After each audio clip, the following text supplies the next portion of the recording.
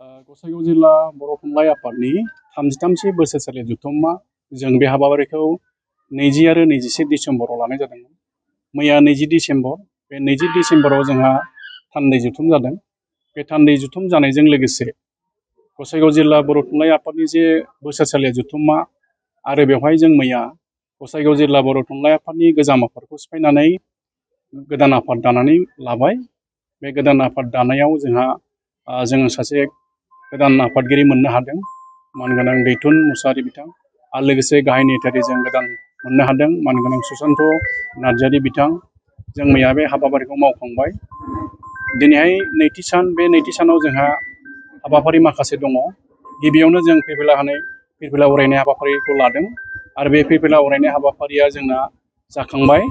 जोंनि बारग' आफादगिरि मानगोनां प्रसन्नलाल नार्जारि बिथाङा अरायहोखांबाय आरो माखासे मुंख्लं आरो रुंसारिफोरनाव बिबार बावनाय हाबाफारि दंमोन, बेखौबो जों मावखांबाय। दिनै जोंहा माखासे सावरायमेल दङ। बे सावरायमेलानो जाबाय बर' थुनलाइ फेहेरनाय फैबाय थानाय इयुन जोलैनि बिबान। बेखौ जों सावरायमेल लादों आरो बे सावरायमेलाव जोङो आलासि महरै लिंहरनो हादों।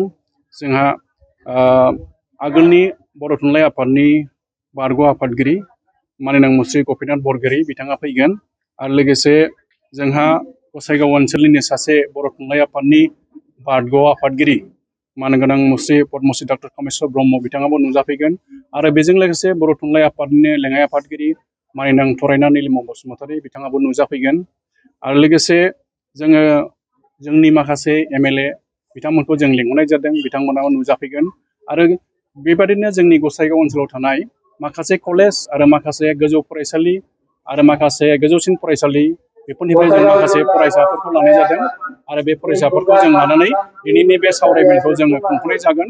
आरो आं सानो बे हाबाफारिखौ लानायाव हयथ' जोंनि फरायसाफोर आरो जोंनि ओनसोलनि मानसिफ्रा बर' थुनलाइ आफादनि सोमोन्दै गुवारै मिथिगोन आरो मा हाबाफारि मावनांगौ बेखौ लानानै हयथ' इयुन जोलैफ्रा निस्सय बेखौ इनकारेज मोनगोन। आं बेखौनो आसा खालामदों। दा बेनि थाखायनो जों बे हाबाफारिखौ लानाय जादों।